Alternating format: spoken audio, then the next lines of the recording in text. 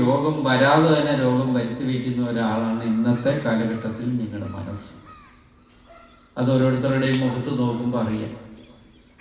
പരമപൂജനീയ ആഗമാനന്ദ സ്വാമി ശങ്കരാചാര്യസ്വാമികളുടെ ആശ്രമം സ്ഥാപിച്ചത് കാലടി. സ്വാമിജി ശ്രീനാരായണ ഗുരുദേവനെ കാണാൻ ചെന്നപ്പോൾ പറഞ്ഞു, ആഗമാൻ സ്വാമികൾ സന്യാസി എടുക്കുന്നതിന് മുമ്പാണ്, അവർ തമ്മിൽ നല്ലൊരു ബന്ധമുണ്ടായിരുന്നു. അപ്പോൾ പറഞ്ഞു, പിത്തരസം കൂടുതലാണ്, അതിനൊരു മരുന്നും ഗുരുദേവൻ പറഞ്ഞു പിത്തരസം കുറയ്ക്കാനായിട്ട്.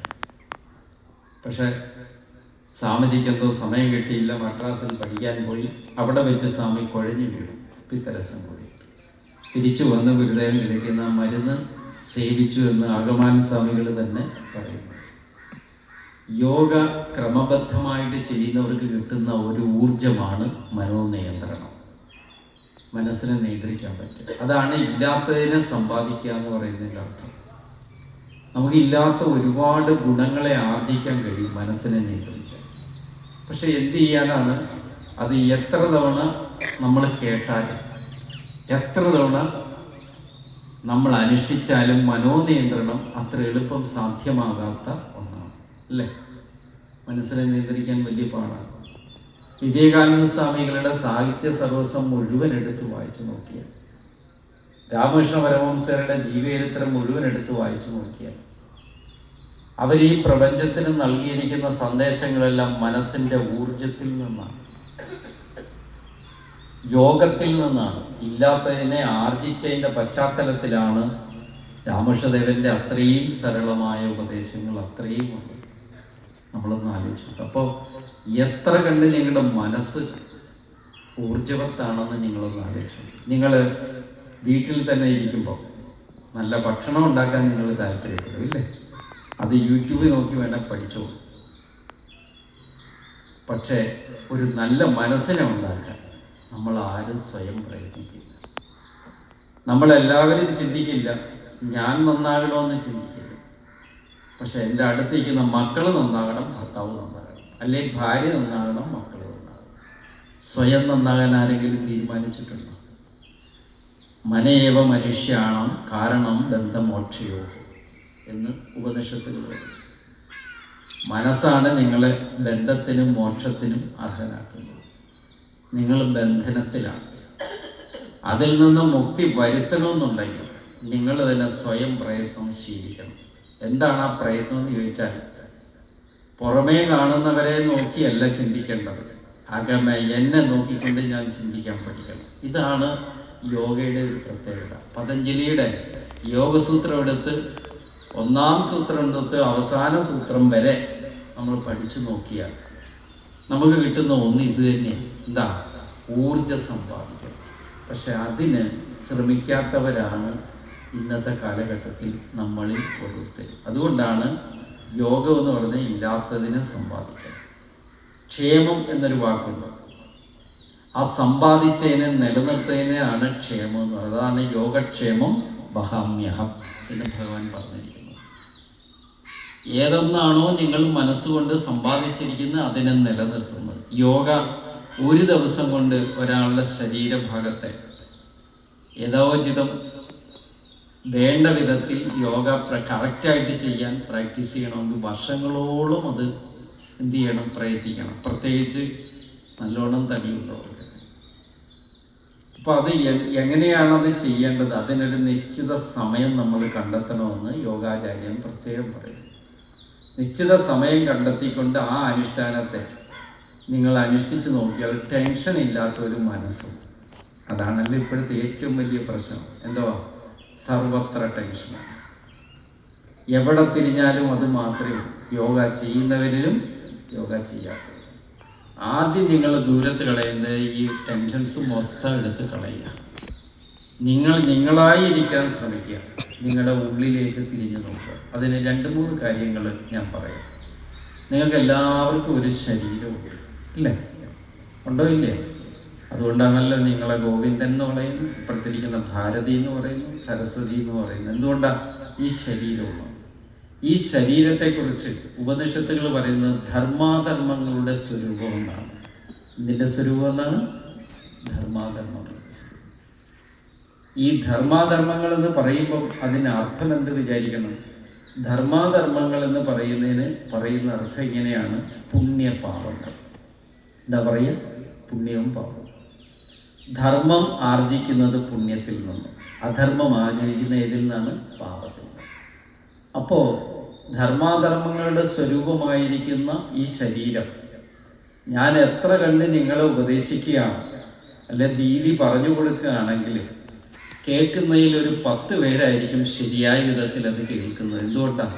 എൻ്റെ ഉള്ളിൽ ധർമ്മത്തിന് സ്ഥാനമുള്ളത് കൊണ്ടാണ് അത് കേൾക്കുന്നത്.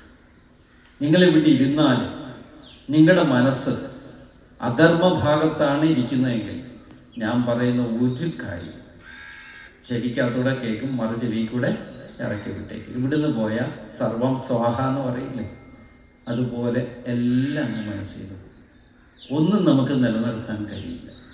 നമ്മൾ സാധാരണ രീതിയിൽ എല്ലാവരും കേൾക്കുന്നുണ്ട്, പുരാണങ്ങളിലൊക്കെ പറയും അമ്പലത്തിൽ പോയാലാണ് പുണ്യവും പാവവും ഉണ്ടാകുക എന്നാണ് പൊതുവെ ഹിന്ദുക്കളുടേതായ എല്ലാവരുടെയും ധാരണ. എന്താ? അമ്പലത്തിൽ പോയാൽ പുണ്യവും പാവവും ഉണ്ടാകും.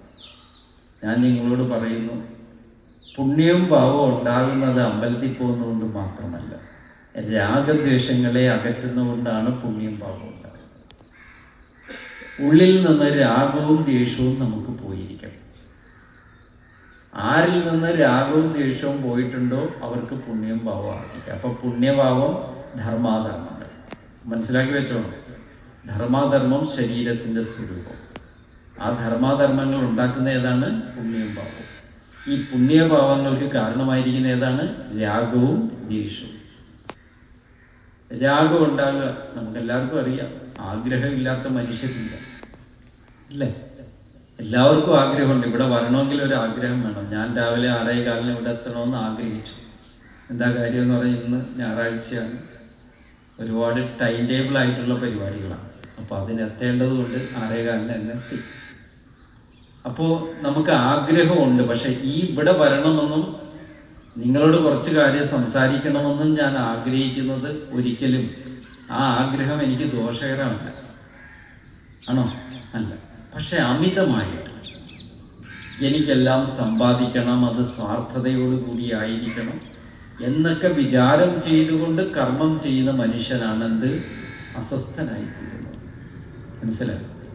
ഈശാവാസ്യമിതം സർവം യത്കിഞ്ച ജഗത്യാം ജഗത് തേന തെക്തേന ഭുഞ്ജീത മാഹൃത കസ്യ സിദ്ധനം.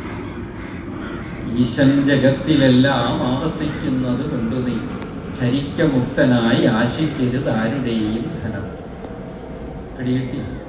അല്ലെങ്കിൽ അന്ത്യം വരെയും കർമ്മം ചെയ്തിങ് അസംഖനായി ഇരിക്കുക, ഇതല്ലാതില്ലൊന്നും നരന് ചെയ്തിടാൻ.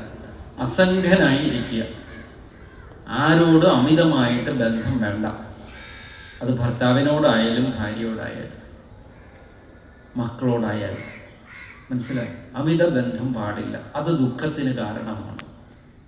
അമിത സ്നേഹങ്ങൾ പാടില്ല, അമിത പ്രിയം പാടില്ല. എന്തുകൊണ്ടാണ്? പ്രിയം അവരൻ്റെ യതൻ പ്രിയം സ്വകീയ പ്രിയം അവരപ്രിയം ഇപ്രകാരമാണ്. അന്യൻ്റെ പ്രിയം എൻ്റെയും പ്രിയമാണ് എന്ന് കരുതിക്കൊണ്ട് തൻ്റെ പ്രിയത്തിന്, തൻ്റെ സന്തോഷത്തിന് വേണ്ടി കർമ്മം ചെയ്യുക. പിടികിട്ടിയോ? നിങ്ങൾ ആദ്യം ചെയ്യേണ്ടത് ആത്മസംതൃപ്തിയുടെ മുഖങ്ങളായി തീരാൻ ശ്രമിക്കണം. എനിക്ക് സന്തോഷം തരുന്ന കർമ്മം ചെയ്യാനാണ് ഞാൻ 24 മണിക്കൂറും വർക്ക് ചെയ്യുന്നത്. അപ്പോൾ അതുകൊണ്ട് എന്ത് കിട്ടുന്നു? എനിക്ക് ആത്മസംതൃപ്തി കിട്ടിക്കൊണ്ടേയിരിക്കുന്നു.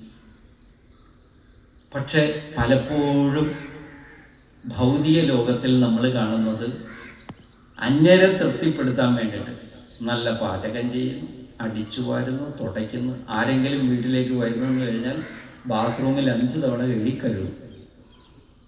എൻ്റെ ഒരു അനുഭവം, ഞാനൊരു വീട്ടിൽ ചെന്നപ്പോൾ ഭർത്താവ് പറഞ്ഞാണ്, അല്ലാതെ എനിക്കിതറിയില്ല. അപ്പോൾ ഞാൻ ഇതെല്ലാം കേട്ടിരുന്നു, സന്തോഷം തോന്നി. കാര്യം എന്താണെന്ന് ചോദിച്ചു കഴിഞ്ഞാൽ അങ്ങനെയെങ്കിലും അവർ ചെയ്യുന്നുണ്ടല്ലോ.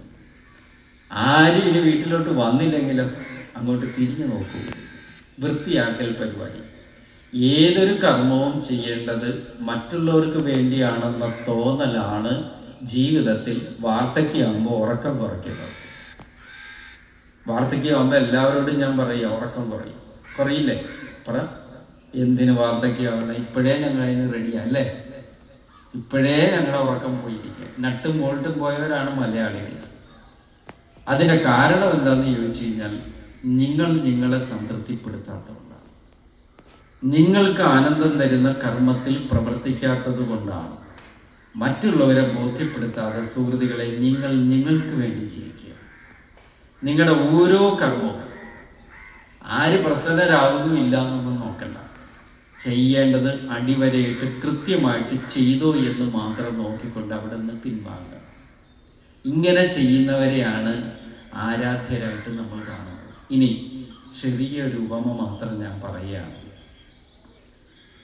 അതായത് ഞാൻ ഈ അടുത്ത കാലത്ത് ചിദാനന്ദപുരി സ്വാമിജിയുടെ ആശ്രമത്തിൽ പോയി. അവിടെ ഒരു അന്തർയോഗം ഉണ്ടായിരുന്നു. അതിൽ എൻ്റെ ഒരു പ്രഭാഷണത്തിൽ ഞാൻ അവരോട് ചോദിച്ചു, അത് നിങ്ങളോടും പറയുകയാണ്. വേറെ ഒന്നുമല്ല, ചെറിയൊരു ഉപമ. മരുത്വാമല എന്ന് കേട്ടിട്ടുണ്ട് നിങ്ങളെല്ലാവരും? മരുത്വാമല. ഈ മരുത്വാമലയുടെ മുകളിൽ ഇപ്പോഴും കയറാൻ നമുക്ക് പാടാണ്. സ്റ്റെപ്പൊക്കെ കെട്ടിയിട്ട് പോയി. അതൊന്നും ഇല്ലാത്ത സമയത്താണ് ചട്ടമ്പി സ്വാമികളും ശ്രീനാരായണ ഗുരുവും തപസ് ചെയ്യാനായിട്ട് തിരഞ്ഞെടുത്തത്. ആ സുഹൃതികളെ നമ്മൾ ആരെങ്കിലും ഓർക്കാറുണ്ടോ എന്ന് ആലോചിച്ച് നോക്കുക. എത്ര സുഹൃതികളായിരുന്നു അവരൊക്കെ. അവരുടെ കാലഘട്ടത്തിൽ ജീവിക്കാൻ കഴിഞ്ഞ ആളുകളെ കണ്ടാൽ പോലും ഞാൻ നമസ്കരിച്ചിട്ടുണ്ട്. ഈ കഴിഞ്ഞ ദിവസം മരിച്ചവരാമ അതിനൊരു സുഹൃതിയായി. അങ്ങനെയുള്ള ആളുകൾ അപൂർവമാണ്. കാര്യം എന്താണെന്ന് വെച്ചാൽ, ആ മലയുടെ മുകളിലെ പേരാണ് പിള്ളത്തടം ഗുഹ. എന്താ പറയുക? പിള്ളത്തടം ഗുഹ. ഈ പിള്ളത്തടത്തിനൊരു പ്രത്യേകതയുണ്ട്. പിള്ള എന്ന് പറഞ്ഞാൽ അറിയാം, എന്താ? കുട്ടി എന്നുള്ള അർത്ഥമാണ്. അതായത് അഗസ്ത്യമുനി തപസ് ചെയ്തപ്പോൾ കൊച്ചുകുട്ടിയുടെ രൂപത്തിൽ ഭഗവാൻ കൃഷ്ണൻ തീരെ പിറന്ന ഭാവത്തിൽ ചെന്ന് പ്രത്യക്ഷപ്പെട്ടു എന്നാണ് പറയുന്നത്. അങ്ങനെയാണ് അഗസ്ത്യമുനി തപസ് ചെയ്ത ആ ഗുഹയ്ക്ക് എന്ത് പേര് വന്നത്? പിള്ളത്തടം. ആ ഗുഹയിലാണ് തപസ് ചെയ്ത ഈ സുഹൃതികളായ മഹാപുരുഷന്മാർ. നമുക്കറിയാം, ഒരു ദിവസം ഭക്ഷണം കിട്ടാവുന്ന എന്തായിരിക്കും? നമ്മളാകെ ഭ്രാന്തരും. ഇന്നത്തെ കാലഘട്ടത്തിൽ പ്രത്യേകിച്ച് നാവിന്നെഴുന്ന നരകക്കടലിൽ കിടന്നു ജീവൻ തളർന്ന് ശിവമയെ കര ചേർത്തിടയണം. നാവ് കൊണ്ടുള്ള രസനേന്ദ്രിയത്തിൽപ്പെട്ട് തളർന്നു കിടക്കുന്ന അവശ ജീവങ്ങളുടെ മക്കളാണ് ഇന്ന് നമ്മൾ. കാര്യം എന്താ? നമുക്ക് തന്നെ അറിയാം. ഒരു കാലത്ത് കൊടുങ്ങല്ലൂരിലൂടെ നടക്കുമ്പോൾ ഒരു പ്രത്യേക ഭാവം ഉണ്ടായിരുന്നു ആ സ്ഥലത്ത്. ഇപ്പം എവിടെ നോക്കിയാലും മന്തികളാണ്. അതിൻ്റെ മെയിൻ കാരണം എന്താണ്? നാവിന്നിരുന്ന നരകക്കടൽ. രുചിഭേദങ്ങളുടെ പുറകെ പോകുന്ന നമ്മൾ ഓരോരുത്തർ. അതിൻ്റെ പുറകെ പോയിട്ടോ ഗ്യാസ്ട്രോ എന്ന് പറഞ്ഞ രോഗത്തിന് അടിമയാണ് അല്ലേ? അതാണ് നമ്മളുടെ ഏറ്റവും വലിയ ദൂഷ്യം. ഇനി ഞാൻ പറഞ്ഞു വരുന്നത്, നാരായണ ഗുരുദേവൻ അവിടെ തപസ് ചെയ്യുന്ന സ്ഥലത്ത് ഗുരുദേവൻ പറയുന്നുണ്ട്, വാക്കാലും പറയുന്നുണ്ട്, ശിവശതകത്തിലും പറയുന്നുണ്ട്. ഞാൻ പറഞ്ഞത് അവരോട് ഇങ്ങനെയാണ്. അതായത് ആത്മീയതയെക്കുറിച്ച് വിവേകാനന്ദ സ്വാമികളും രാമകൃഷ്ണ പരമഹംസരും രമണ മഹർഷിയും ചട്ടമ്പി സ്വാമികളും ശ്രീനാരായണ ഗുരുദേവനുമൊക്കെ മൊഴിഞ്ഞ മഹത്തായ വചനാമൃതം ആരെങ്കിലും കേൾക്കുന്നുണ്ടെങ്കിൽ അത് സുഹൃതികളല്ലാത്തവർക്ക് കേട്ടാൽ അതിന് യാതൊരുവിധ ഫലവും ഉണ്ടാകില്ല. അതിനൊരു എക്സാമ്പിളാണ് ഞാൻ പറയാൻ പോകുന്നത്. ഗുരുദേവൻ പറയുകയാണ്, ശിവശതകത്തിൽ എഴുതിയിരിക്കുന്നു, പുലിയും അതിനൊരുപാടുമുണ്ട് കാവൽ. തപസ് ചെയ്യുന്ന സമയത്ത് ഗുരു പറയുന്ന, മലയാളത്തിൽ തന്നെ പറഞ്ഞിട്ടുണ്ട്, നാം ഇരിക്കുന്ന സമയത്ത് ഒരു പുലി ഇടത് സൈഡും വലത് സൈഡും ഒരു പാമ്പും സന്ധ്യയാകുമ്പം വന്നു ചെയ്യും. സന്ധ്യയാകുമ്പോൾ നന്ദി. നേരം വെളുക്കുമ്പോഴത്തേക്ക് അവർ നമ്മെ വന്ന് പ്രദക്ഷിണം ചെയ്ത് പോവുകയും ചെയ്യും. എല്ലാം മനസ്സിലായോ? നിങ്ങൾക്ക് മനസ്സിലായില്ല, പുലിക്കും പാമ്പിനും മനസ്സിലായി, നമുക്ക് മനസ്സിലായി. മനസ്സിലാകുന്നുണ്ടോ? നമ്മൾ എത്രയോ സുഹൃത ജന്മങ്ങളാണ്. മനുഷ്യന് മനസ്സിലാകാത്തത് പോലും പക്ഷി മൃഗങ്ങൾക്ക് പോലും മനസ്സിലാകുന്നു ആധ്യാത്മിക പുരുഷന്മാരുടെ ദിവ്യ ചൈതന്യത്തെ.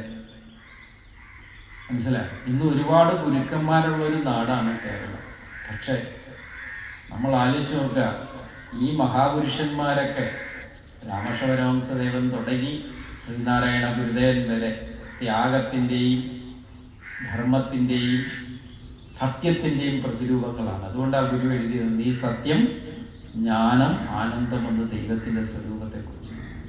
ദൈവം എന്ന് പറഞ്ഞാൽ നമ്മൾ സങ്കല്പിച്ച് വെച്ചിരിക്കുന്ന സ്വരൂപമല്ല.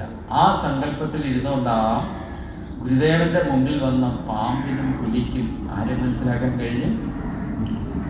നമ്മൾ നമ്മളോട് തന്നെ ചോദിക്കേണ്ട ഒരു ചോദ്യമാണ്. യോഗം എന്ന് പറയുന്നത് ഇല്ലാത്തതിനെ സമ്പാദിക്കലാണെങ്കിൽ നമ്മുടെ മനസ്സിൻ്റെ ഊർജത്തെ വിചാരങ്ങളിലൂടെ, വിഷയങ്ങളിലൂടെ പുറത്തേക്ക് വ്യാപരിപ്പിച്ചെങ്കിൽ അതിനെ ഉള്ളിലേക്ക് നിയന്ത്രിച്ച് നിർത്തിക്കൊണ്ട് ആവശ്യമായ കാര്യങ്ങളിൽ മാത്രം ചിന്തകളും അനാവശ്യ കാര്യങ്ങളെ ഒഴിവാക്കാനുള്ള ഒരു ഉൾപ്രയത്നം സ്വാഭാവികമായിട്ടും നമ്മളിൽ ഉണ്ടായാൽ അതിൻ്റെ എനർജി യോഗ പഠിപ്പിക്കുന്നവരാണെങ്കിൽ അവരിലൂടെ മറ്റുള്ളവർക്ക് ലഭിക്കും. മനസ്സിലായി? നിങ്ങൾ യോഗ പഠിപ്പിക്കുന്നവരാണെങ്കിൽ ഉറപ്പായിട്ട് ഞാൻ പറയുന്നു, നിങ്ങളുടെ മനസ്സ് നിയന്ത്രണ വിധേയമാണെങ്കിൽ നിങ്ങളുടെ അരികിലേക്ക് വരുന്നവരിലേക്ക് അതൊരു പ്രത്യേകമായ എനർജി കൊടുക്കാൻ പറ്റും. ഇപ്പം നമുക്കുള്ളത് എന്താണെന്ന് ചോദിച്ചു കഴിഞ്ഞാൽ യോഗവും ക്ഷമവും ഇല്ലാത്തത് തന്നെയാണ് പ്രശ്നം. ഇല്ലാത്തതിനെ ആർജിക്കുന്നില്ല, ആർജിച്ചതിനെ നിലനിർത്തി വയ്ക്കുന്നില്ല. എന്തുകൊണ്ട്? അതൊക്കെ തന്നെ മറ്റൊരു തലത്തിലേക്ക് മാറുമ്പോൾ 30 വർഷമായിട്ട് ഇവിടെ ഇങ്ങനെ ഒരു യോഗ സെൻറ്റർ തുടങ്ങി. എത്ര ആളുകളുടെ ഉള്ളിലാണ് സുധാകൃതിയും ദീദിയൊക്കെ ഒരു മാറ്റം ഉണ്ടാക്കിയെന്ന് നിങ്ങൾ ആലോചിച്ച് നോക്കുക. നിശബ്ദമായിട്ട് ഇവിടെ ഇരുന്നു കൊണ്ട് ഇവിടെ വരുന്ന ആളുകളിലൊക്കെ ഈ യോഗയിലൂടെ തന്നെ, അറിവിലൂടെ തന്നെ പല കാര്യങ്ങൾ കൈമാറിക്കൊടുത്തതിൻ്റെ പശ്ചാത്തലത്തിലാണ് ഇത്രയെങ്കിലും സൈലൻ്റ് ആയിരിക്കാൻ ആർക്ക് കഴിയുന്നത്? നിങ്ങൾക്ക് വെറുതെ കാലും മടക്കി നിങ്ങളൊക്കെ ഇരിക്കുന്ന കാണുമ്പോൾ വളരെ സന്തോഷം തോന്നും. കാര്യം എന്താ? കാലും മടക്കി ഇരിക്കാൻ പറ്റാത്തവരാണ് 90% ആളുകൾ. കാര്യം ഇരുന്ന് കഴിഞ്ഞാൽ മുട്ടുണ്ട് അവർക്ക്, അതുപോലെ തന്നെ കണ്ടലുമുണ്ട്, ഇല്ലേ? പക്ഷെ നിങ്ങളെ ഇങ്ങനെ പ്രാപ്തരാക്കാൻ ഈ പ്രസ്ഥാനത്തിന് സാധിച്ചത് എന്തുകൊണ്ടാണ്? 2-3 കാര്യങ്ങളാണ്. ഒന്ന്, ശാരീരികമായിട്ട് നിങ്ങൾക്ക് ഉണർവ്. 2, അതിനൊത്ത് മാനസികമായിട്ട് ബ്രീത്തിങ്ങിലൂടെ കൺട്രോൾ ചെയ്യാൻ നിങ്ങളെ മനസ്സിനെ നിങ്ങൾ പഠിപ്പിച്ചു. പ്രാണായാമം. ആയാമം എന്ന് പറഞ്ഞാൽ സംസ്കൃതത്തിൽ നിയന്ത്രിക്കൽ എന്ന് മാത്രമേ അർത്ഥൂ. പ്രാണനെ നിയന്ത്രിക്കൽ. അതിന് സാധിച്ചാൽ തന്നെ ഒരുവിധം ഭയങ്ങളൊക്കെ നമ്മളിൽ നിന്ന് പോകും. അതുകൊണ്ടാണ് ആശ്രമങ്ങളിലെല്ലാം പ്രാണായാമം റെഗുലറായിട്ട് പഠിപ്പിച്ചിരിക്കുന്നത്. അപ്പം നിങ്ങൾ പ്രാണായാമയുക്തരായിട്ട് മനോനിയന്ത്രണത്തിന് വിധേയരായിട്ട് മറ്റുള്ളവർക്ക് പോലും ആകർഷിക്കാൻ. ഞാൻ പറയുന്നില്ല നിങ്ങളുടെ വീട്ടിൽ പുലിയെ വരുത്തണം, ഞാൻ പറയുന്നില്ല പാമ്പിനെ വരുത്തണം. പാമ്പിനെ കണ്ടാലേ നിങ്ങൾ ഓടി ഒളിക്കും. കഴിഞ്ഞ ദിവസം ഞാൻ ആശ്രമത്തിൻ്റെ ഉമ്മറത്തേക്ക് വരുമ്പോഴത്തേക്ക് ഒരു മൂർഖൻ പാമ്പ്, അയാൾ തലയും പൊത്തി നിൽക്കുന്നത്, ഞാൻ എൻ്റെ വഴിക്കും അയാളുടെ വഴിക്കുന്നത്. പക്ഷെ നമ്മളാണ് സാധാരണ ജീവനം കൊണ്ട് ഓടുക. അപ്പോഴാണ് പാമ്പിൻ്റെ സ്വഭാവം മാറുന്നത്. പക്ഷെ ഇവരെ 2 പേരെയും നിങ്ങൾ സ്വീകരിക്കണ്ട. നിങ്ങൾക്ക് മനുഷ്യരെ സ്വീകരിക്കാണ്. മനുഷ്യരുടെ ഉള്ളിലുള്ള വ്യഥകളെ മാറ്റാൻ പറ്റുമല്ലോ യോഗയിലൂടെ. 10 പേരെയെങ്കിലും ഈ ജന്മത്തിൽ ഞാൻ ഇവിടുന്ന് പഠിച്ച വിദ്യയിലൂടെ, ആർജിച്ച വിദ്യയിലൂടെ മാറ്റാൻ കഴിയണേ എന്ന് നിങ്ങളൊന്ന് പ്രാർത്ഥിച്ചു നോക്കുക. തീർച്ചയായും നിങ്ങൾക്ക് സാധിക്കും. ഈ ജന്മം അവസാനിക്കുന്നതിന് മുമ്പ് നമ്മൾ സുഹൃത്തുക്കളാകുന്നത് ആർക്കെങ്കിലും മനോവിഷമമുള്ളവരെ കണ്ടെത്തി, സ്ത്രീകൾക്ക് പ്രത്യേകം സാധിക്കും. കണ്ടെത്തിക്കൊണ്ട് അവരുടെ ഉള്ളിൽ ഒരു പരിവർത്തനം വരുത്താൻ സാധിച്ചാൽ, ശാന്തരായി ഇരിക്കാൻ പ്രാക്ടീസ് ചെയ്യാൻ പഠിപ്പിച്ചാൽ, അവിടെയാണ് നിങ്ങളുടെ ഉൾക്കരുത്തും നിങ്ങളുടെ ജീവിത വിജയം. കേട്ടല്ലോ? ഇപ്പം എല്ലാ ട്രെയിനിങ് നടത്തുന്ന സഹോദരങ്ങൾക്കും സുഹൃത്തുക്കൾക്കും അതിന് സാധിക്കട്ടെ എന്ന് ഞാൻ ആശംസിക്കുകയാണ്. അപ്പം ദീദിയുടെ നവതി ആഘോഷം കൂടിയാണ് ഇവിടെ. വിപുലമായ ആഘോഷങ്ങൾ എന്നോട് പറഞ്ഞു. ഭാഗവതമാണ് പാരായണം ചെയ്യുന്നതെന്ന് പറഞ്ഞു. അപ്പം എന്തായാലും ഇത്രയും വർഷക്കാലം, ഞാൻ അമരിപ്പാടത്ത് വന്നിട്ട് 25ാമത്തെ വർഷമാണ്, ദീദി ഇവിടെ വന്നിട്ട് 30 വർഷമായി. ഞങ്ങൾ തമ്മിൽ 5 വയസ്സിൻ്റെ വ്യത്യാസമുണ്ട്. അപ്പോൾ എന്താണെന്ന് ചോദിച്ചു കഴിഞ്ഞാൽ, ഈ ഇത്രയും കാലം ഞാൻ പരക്കെ പൊതുവെ പ്രഭാഷകനായിട്ടാണ് എല്ലാവരും അറിയുന്നത്. ഞാൻ എൻ്റെ ജീവിതത്തിൽ കൃത്യമായിട്ട് 1 മണിക്കൂർ യോഗ ചെയ്തിരിക്കും. ഇനി നാളെ ഇപ്പോൾ ചിദാനന്ദപുരി സ്വാമിജിയുടെ ആശ്രമത്തിൽ പ്രഭാഷണം ഇപ്പോൾ ഉണ്ടായിരുന്ന സമയത്ത് ഞാൻ തലേ ദിവസം വൈകുന്നേരം ആയപ്പോൾ ഞാൻ മുടക്കില്ല യോഗ. അവിടെ ചെന്നിട്ട് തലേ ദിവസം ചെന്നിട്ട് രാവിലെ എഴുന്നേറ്റ് എൻ്റെ യോഗ ദിനചര്യ കൃത്യമായിട്ട് ചെയ്തിട്ടേ ഞാൻ പ്രഭാഷണത്തിന് തരുള്ളൂ. എന്താ അതിൻ്റെ കാരണം എന്നറിയാം? ഇങ്ങനെ ഇരിക്കാൻ ഈ 25 വർഷമായിട്ട് ഈ ശരീരത്തിന് ഒരു മാറ്റമില്ല, പ്രത്യേകിച്ച് രോഗങ്ങളൊന്നുമില്ല, അതിൽ സന്തോഷമുണ്ട്. പക്ഷേ ഒരു മാറ്റവും ഇല്ലാണ്ട് ഇരിക്കാൻ സാധിച്ചത് യോഗയിലൂടെയാണ്. 30 വർഷമായിട്ട് ഈ സ്ഥാപനം യോഗ പഠിപ്പിക്കുമ്പോൾ എത്ര പേർക്ക് ഇതേപോലെ എന്നെ പോലെ പറയാൻ സാധിച്ചിട്ടുണ്ടാവും? യോഗയിലൂടെ വന്ന് സ്ഥിരനിഷ്ഠ എന്നുള്ളത്. യോഗക്കാർക്ക് വരുന്ന ഏറ്റവും വലിയ ഗുണമാണ് സ്ഥിരമായ നിഷ്ഠയുണ്ടാകുക. അത് നിങ്ങളിലെല്ലാം ഉണ്ടെന്ന് തന്നെ ഞാൻ വിചാരിക്കുക. ആ സ്ഥിരനിഷ്ഠ ആർജിക്കാൻ കഴിഞ്ഞത് എൻ്റെ ജീവിതചര്യയിലെ ഒരു പ്രധാനമാണ്. അപ്പോൾ അതിനെല്ലാം ഈ പ്രസ്ഥാനം യോഗയിലൂടെ പ്രചരിപ്പിക്കുന്ന എല്ലാ മെത്തേഡുകളും ഒരുവിധമൊക്കെ പലരിൽ നിന്നും കേട്ടറിവുള്ളത് കൊണ്ടും എത്രയോ കാലമായിട്ട് ഈ പ്രസ്ഥാനം ഈ കൊടുങ്ങല്ലൂരിൽ നിന്നല്ല, തൃശ്ശൂർ ജില്ലയ്ക്ക് മുഴുവൻ തണലേകിക്കൊണ്ട് ഇവിടെ വിരാജിക്കുകയാണ്. അതിനോടൊപ്പം അതിനെല്ലാം നേതൃത്വം കൊടുത്തുകൊണ്ട് ഇവിടെ ഇതിൽ പ്രശോഭിക്കുന്ന ദീദിയുടെ നവതി ആഘോഷമാണ്.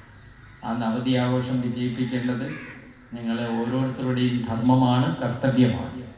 അതിനെല്ലാവരും വന്ന് പലരെയും കൂട്ടിക്കൊണ്ടുവന്ന് പങ്കെടുക്കണം. കാര്യം എന്തുകൊണ്ടാണെന്നറിയാം? ഈ അറിവ് നമ്മളിലേക്ക് തന്ന ഇവരൊക്കെ സുഹൃത്തുക്കളാണ്. ഈ അറിവ് ഈ പ്രദേശത്ത് നൽകാൻ കഴിഞ്ഞ സുഹൃതിശാലികളാണ് ഇവർ രണ്ടുപേരും. അപ്പോൾ അവരെ ബഹുമാനിക്കുന്നതിന് പകരം ആരെങ്കിലും വേറെ ആരെങ്കിലും ബഹുമാനിച്ചാൽ ധർമാധർമ്മ സ്വരൂപമായിരിക്കുന്ന ഈ ശരീരത്തിന് എന്ത് നേട്ടമെന്ന് നിങ്ങൾ ആലോചിച്ച് നോക്കുക. അപ്പം അതുകൊണ്ട് ഈ പ്രസ്ഥാനം ഒരു നെടുന്തൂണായിട്ട് ഇവിടെ പ്രശോഭിക്കട്ടെ. ഈ പ്രസ്ഥാനത്തിലൂടെ വാർത്തെടുക്കുന്ന എല്ലാ സുഹൃത്തുക്കളെയും നമുക്ക് പ്രണമിക്കാം. കാര്യം ഇങ്ങനെ ഒരു പ്രസ്ഥാനം ഉണ്ടായതുകൊണ്ടാണ് കൊടുങ്ങല്ലൂരിൽ എനിക്ക് വരാൻ സാധിച്ചത്, നിങ്ങൾക്ക് വരാൻ സാധിച്ചത്. അതിൻ്റെ തുടക്കം ഒരുപാട് ക്ലേശങ്ങൾ രീതി ശ്രമിച്ചിട്ടുണ്ടാകണം എന്നെനിക്കറിയാം. കാര്യം ഞാനും ഒരു പ്രസ്ഥാനം നയിക്കുന്ന ആളാണ്. അപ്പോൾ ആ ക്ലേശങ്ങളെല്ലാം രാമകൃഷ്ണദേവൻ്റെയും വിവേകാനന്ദ സ്വാമിയുടെയും പാതാരബിന്ദങ്ങളിൽ സമർപ്പിച്ചുകൊണ്ടായിരിക്കാം ദീദി ഓരോ കർമ്മവും ആരംഭിച്ചിട്ടുള്ളത്. ഒരുപാട് ക്ലേശങ്ങളുള്ള പഴയ കാലത്ത് ഞാനിവിടെ വന്നിട്ടുണ്ട്. ഒരു തവണ യോഗയിലെ ട്രെയിനിങ് ഭാഗത്ത് പതഞ്ജലി യോഗസൂത്രത്തെക്കുറിച്ച് ക്ലാസ് എടുക്കാനാണ്. അപ്പോൾ ഈ സമയത്തെല്ലാം ഇത് വളർച്ചയിലൂടെ ഒരുപാട് ആളുകളിലേക്ക് ഇറങ്ങിച്ചെന്ന് പ്രഭാഷണത്തിലൂടെയും യോഗയിലൂടെയും ഒക്കെ ആത്മീയ രംഗത്ത് സത്യം പറഞ്ഞു കഴിഞ്ഞാൽ ഇങ്ങനെയുള്ള പ്രസ്ഥാനങ്ങൾ തന്നെയാണ് നമുക്കെല്ലാം ശരണവും ശാന്തവും തണൽ നിൽക്കുന്നത്. ഈ പ്രസ്ഥാനങ്ങളെ നിലനിർത്തേണ്ടത് നമ്മുടെയൊക്കെ ബാധ്യതയാണ്.